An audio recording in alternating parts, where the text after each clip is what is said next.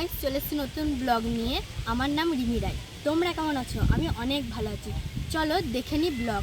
দেখতেই পাচ্ছ এখানে এত সুন্দর নদী। এই দেখো নদী, এটা নদী। এখানে মানুষজন সবাই বসে আছে, দেখতেই পাচ্ছেন। তার সঙ্গে আবার একটা পুরনো মন্দিরও আছে, দেখে নাও। এই মন্দিরটা কত পুরনো আমি নিজেও জানি না, কিন্তু মন্দিরটা যা দেখতে না তোমরাই বলবে। তো চলো দেখে নি। এই দেখো একটা পুরনো বাড়ি। এই বাড়িটাতে আগে রান্না করা হতো, এই ঠাকুরের ভোগ রান্না হতো। চলো ঠাকুরতলাটা আমরা দেখে নিই। প্রথমে আমি জুতোটা খুলে পাই। এই দেখো ঠাকুরতলাটা। ঠাকুরতলাটা এত সুন্দর, এত হাওয়া দিচ্ছে, আবার তাদের মধ্যে বনগাছ, অনেক সুন্দর লাগছে। প্রথমেই চলো আমি ঠাকুর স্থানটা দেখে নিই। এই দেখো এটা আমার ঠাকুর স্থান, আর তার সঙ্গে ঠাকুরটা ওই দিকে আছে। চলো আমি দেখি। এই দেখো এখানে ঠাকুরটা আছে, তার সঙ্গে আবার পুরোনো একটা বাড়িও আছে, দেখতেই পাচ্ছ। ভালো লাগছে আমার দেখতে বাড়িটা, মনে হচ্ছে না এখানেই থেকে যায়। দেখতেই পাচ্ছ বাড়িটা এত সুন্দর, তোমাদেরকে আর একটু ভালো করে দেখাচ্ছি। এখানে এসো, এই দেখো এইটা একটা মানে মানে কিছু একটা লাস্ট টাইম করেছিল।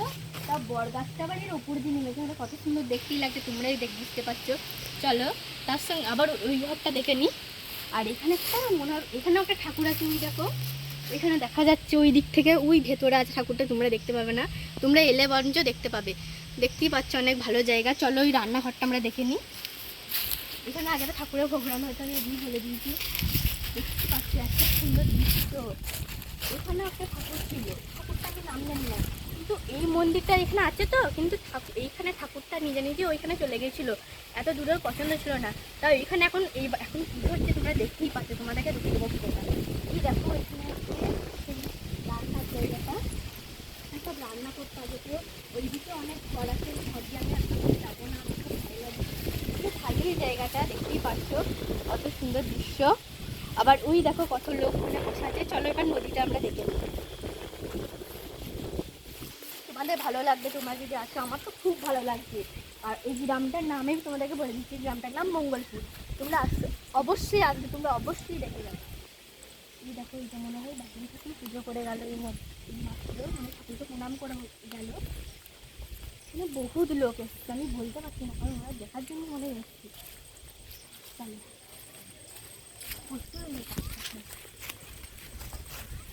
এখানে আমার একটা ভাই পাকামাগিরি করছে গাড়িটাকে নিয়ে, দেখতেই পাচ্ছেন। মানে কি বলবো, যখন থেকে এসছে বলছে আমাকে নিচো, আমাকে নিচো। আমরা যখন ব্লগ বানাতে আসি ও বলছে আমরা যাবো। চলো নদীটা দেখে নিই। এখানে বহুত লোক এসছে, প্রথমে বলছে বহুত লোক এসছে।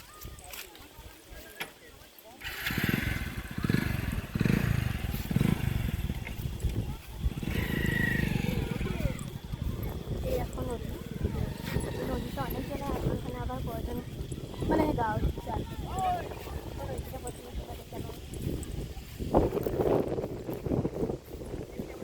সুন্দর দেখো,